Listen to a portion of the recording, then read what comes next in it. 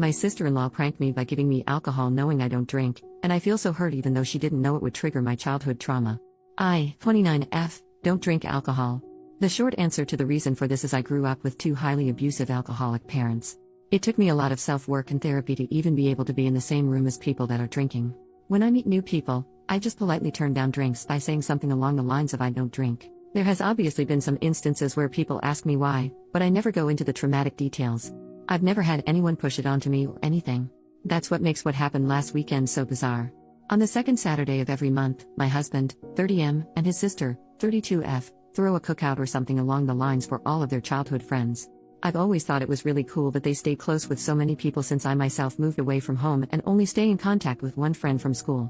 I've been attending these hangouts ever since my husband and I started dating. There's never been any issues.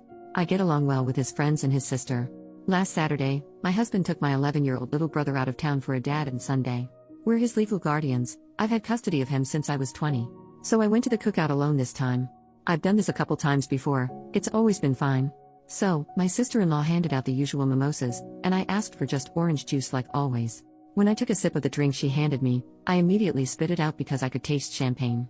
I turned around to my sister-in-law and said, "Oh, you must have given me your drink by mistake." When I turned, I noticed her and two of her friends laughing. I was so confused.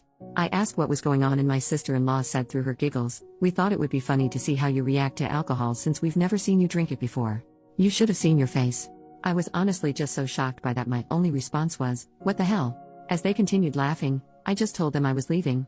I honestly don't even remember that drive home because I was trying to keep myself from having a panic attack. When I finally got home, I just broke down crying.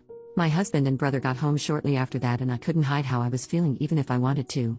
My husband immediately asked me what was wrong and I just broke down again. I hate that my brother had to see me cry. I try to keep our house as happy and safe as possible. After I put on a movie for my brother, I explained what happened to my husband. He was so mad. I've never seen him like that before. He told me to go relax with my brother and he was gonna sort everything out. I could hear him yelling at his sister on the phone and after almost an hour, he came and sat with us and told me we wouldn't be seeing her again. The next day, we told my mother and father-in-law. I've always been really close with them so I wanted to confide in them, but I was obviously scared because that's their daughter and I didn't want to talk bad about her to them. To my surprise, they were absolutely mortified and so apologetic on behalf of their daughter. I'm so glad because my little brother adores them. It would have been devastating if our relationship with them suffered because of this. So, yeah. This past week has been so weird. I feel weirdly betrayed.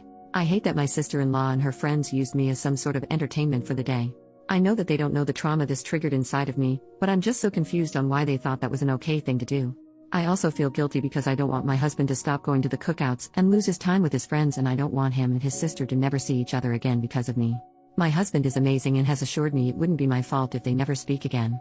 It's just hard not to feel that way. Don't worry though, I've had a lot of emergency therapy sessions this week and I know I'll be okay. It was just such a bizarre thing to experience. It seems like such a small, inconsequential thing to have happened to me. But it's been a crash course on trauma, triggers, PTSD, etc. Typing it out has been so helpful. Thanks for listening to my ramblings.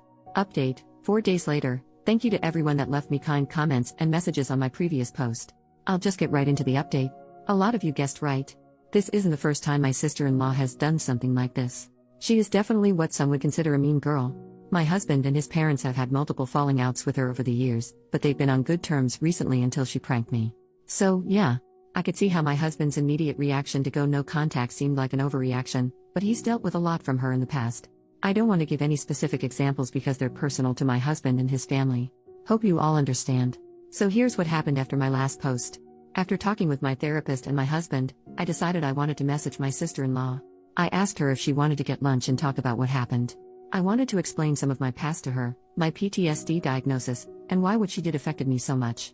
I just wanted this to be over and for us to come to an understanding.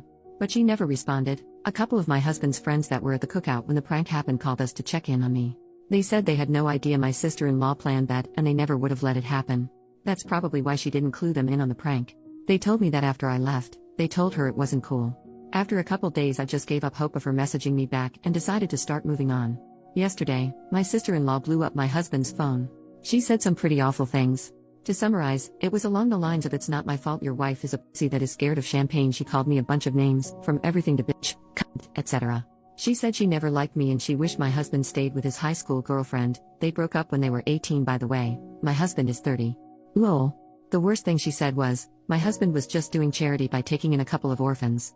If you don't remember, I have custody of my 11-year-old brother and we don't have any contact with our parents because they're abusive. So yeah, some pretty awful stuff. I was honestly just shocked. I thought we got along fine. We were never best friends or anything, but I had no idea she held this much animosity towards me. Maybe she's just embarrassed and lashing out because her parents or some of her friends berated her for it? I don't know. My husband sent just one message back to her saying he never wants to see or talk to her again and then blocked her and her husband's numbers. He told his parents what happened and they were furious too. I don't know what they said to her, but they're about as done as my husband. Since I've been in therapy and have support around me, her words didn't bother me much. I know she obviously has some problems to deal with and I'm just her latest target. The worst thing she did was bring my brother up. I'll never forgive her for that. He's not an orphan. He has 2 parents that love him. And I'm not either. I have in-laws that love and support me. They always have my back, even when it comes to their own daughter. If I never see my sister-in-law again, I'd be fine with that. I truly hope one day she'll come to her senses and understand the way she treats people isn't right. We've decided to turn every second Saturday of the month into family day in place of the cookouts. I'm gonna be just fine. I'm already feeling miles better than I did writing my previous post. For everyone calling me dramatic, I'm genuinely glad you don't have any experience with PTSD or triggers. I don't think it's funny to give someone alcohol without their consent even if you know the person drinks. Anyway, again, thank you for all the kind words. I hope there will be no more updates, but if anything crazy happens, I'll let you know.